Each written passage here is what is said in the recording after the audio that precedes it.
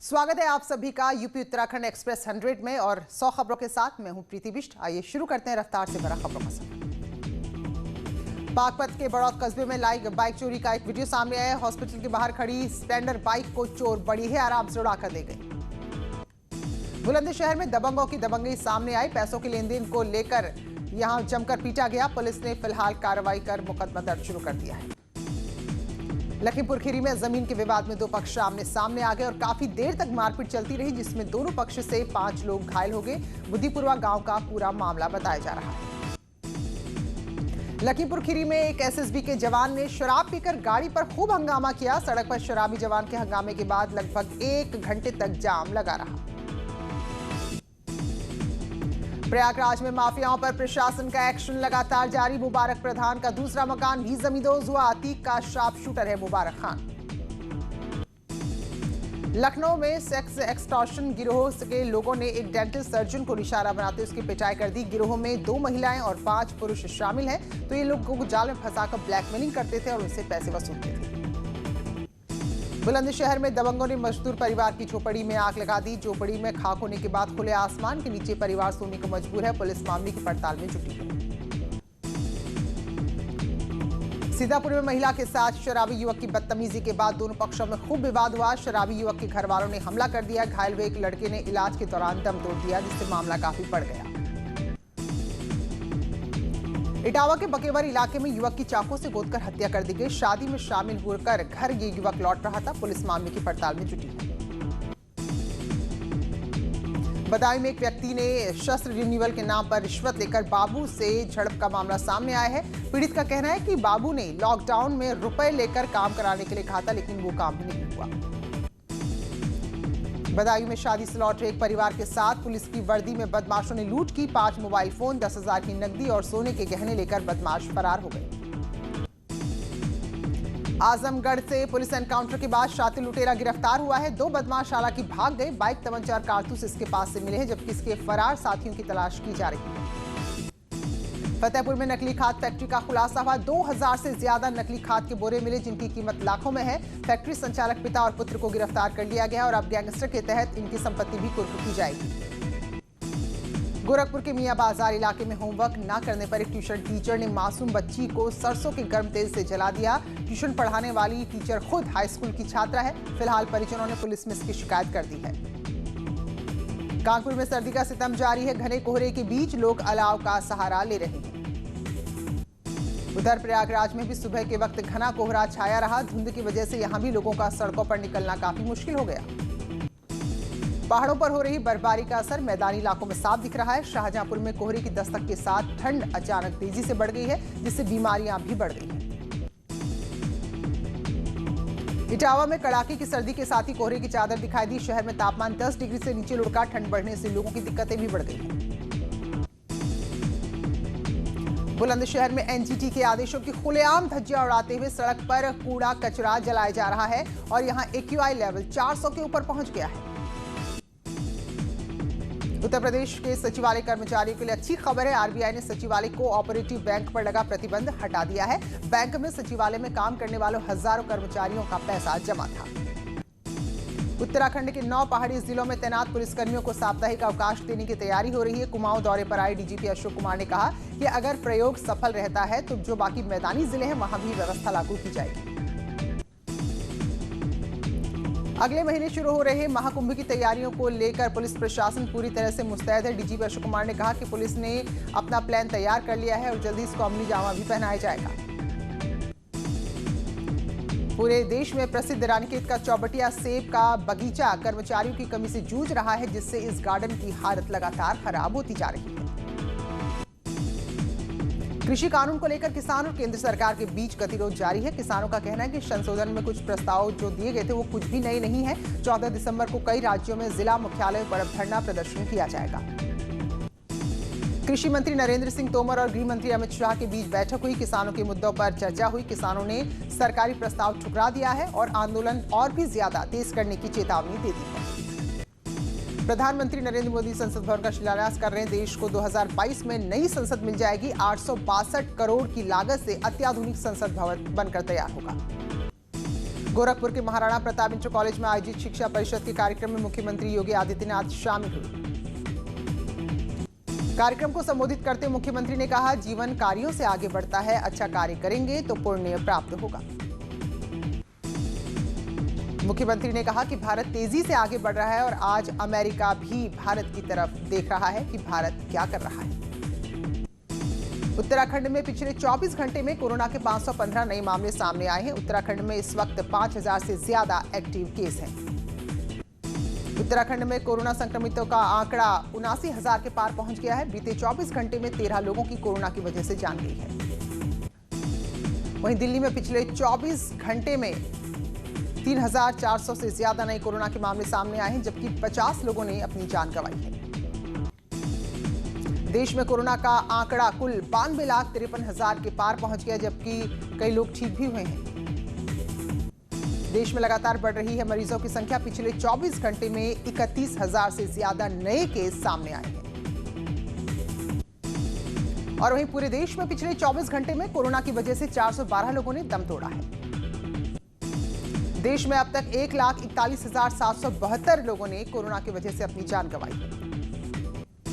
पूरी दुनिया में कोरोना का खौफ छाया हुआ है और विश्व भर में 6,92,00,000 के पार पहुंच चुका है कोरोना संक्रमितों का आंकड़ा।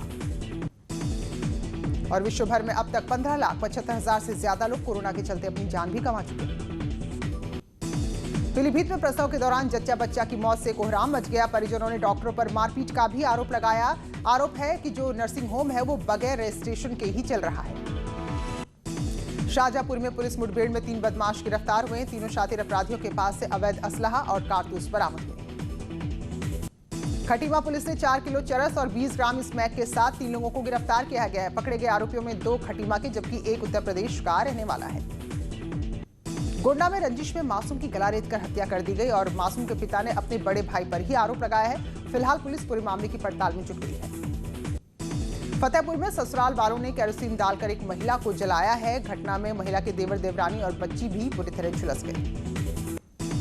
इटावा में ग्राम प्रधान ने 33 लाख के घोटाले को अंजाम दे डाला। जिलाधिकारी ने ग्राम प्रधान के वित्तीय अधिकारों को सीज करते हुए संबंधित पंचायत सचिवों को दोषी माना है और कार्रवाई के आदेश दिए। बुलंदशहर में एक दोपहिया वाहन की और कार की भीषण टक्कर हुई, जिसमें 2 लोगों की जान चली गई जबकि 3 लोग गंभीर रूप से घायल हुए। उन्नाव में एक युवक का अर्धजला शव मिला है। चेहरा जला होने से उसकी शिनाख्त नहीं हो पाई है। हिंदूखेड़ा गांव का पूरा मामला है। पर्यटन के क्षेत्र में प्रदेश सरकार की पहल का असर हुआ है। उत्तरकाशी में 4 और ट्रैकिंग रूट खोलने की अनुमति मिल गई है। जनकताल में है सभी ट्रैकिंग रूट। पर्यटकों की संख्या बढ़ने की उम्मीद जताई जा रही है। उत्तराखंड में बेरोजगार युवाओं के लिए अच्छी खबर है। अब सरकारी नौकरी के उम्र में जो एक सीमा है उसमें 6 महीने की छूट मिलेगी और कोरोना काल के दौरान जिस तरह से सारी भर्तियां बंद थी उसको लेकर ये फैसला लिया गया है। और उत्तराखंड में 15 दिसंबर से कॉलेज और विश्वविद्यालय खुल रहे हैं। लगभग 7 लाख छात्रों को सुरक्षित माहौल देने की तैयारी की जा रही है। लखनऊ में अज्ञात गाड़ी से टकराकर कार में आग लगी। कार में सवार लोगों ने कूदकर अपनी जान बचाई। गाजीपुर की पुलिस को बड़ी सफलता मिली है। युवती की हत्या करने वाले आरोपी को पुलिस ने गिरफ्तार किया है।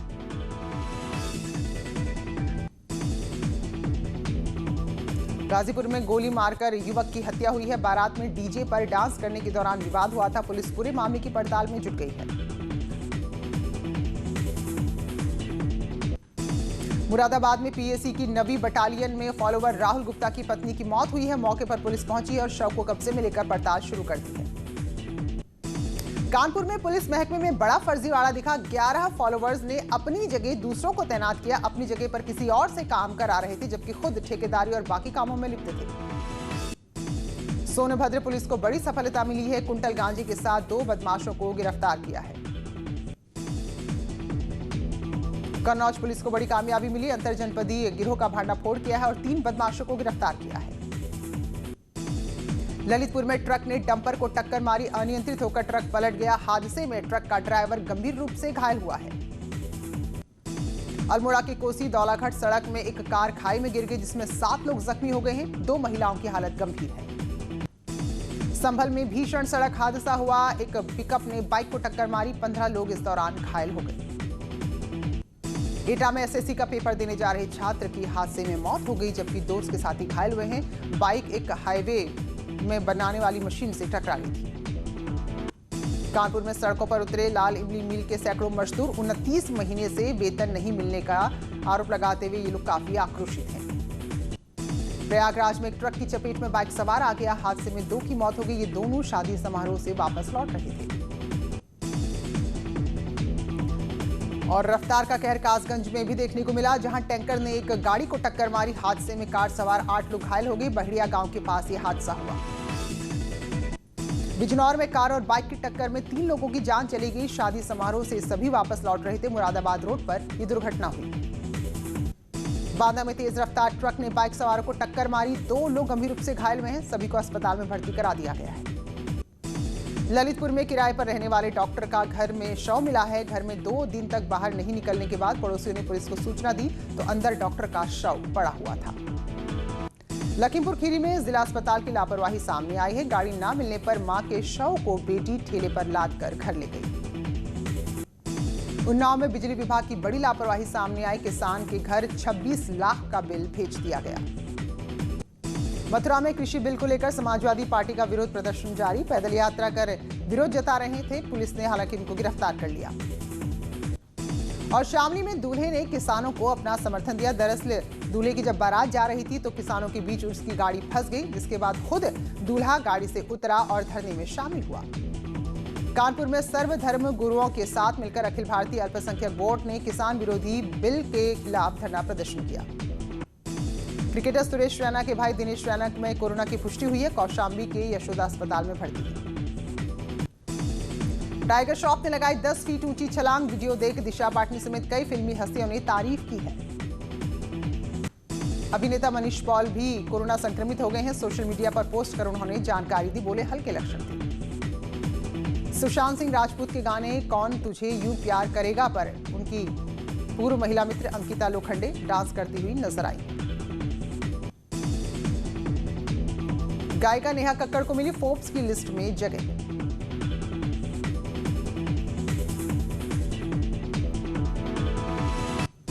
और एक्ट्रेस अनुष्का शर्मा भी फोर्ब्स की सूची में अपना स्थान बनाने में कामयाब रही। बतौर निर्माता इस साल उन्होंने कमाल किया। उनकी सीरीज पाताल लोक लोगों को काफी पसंद आई। पत्नी करीना कपूर के साथ नजर आ रहे सैफ अली खान शूटिंग के लिए हिमाचल से मुंबई लौटते वक्त इनकी तस्वीरें ली गई हैं। मीका सिंह का छलका दर्द। बोले पिछले 8 महीने में कोई काम नहीं मिला। मीका सिंह ने आगामी फिल्म सयोनी के लिए एक पप्पी गीत गाया है।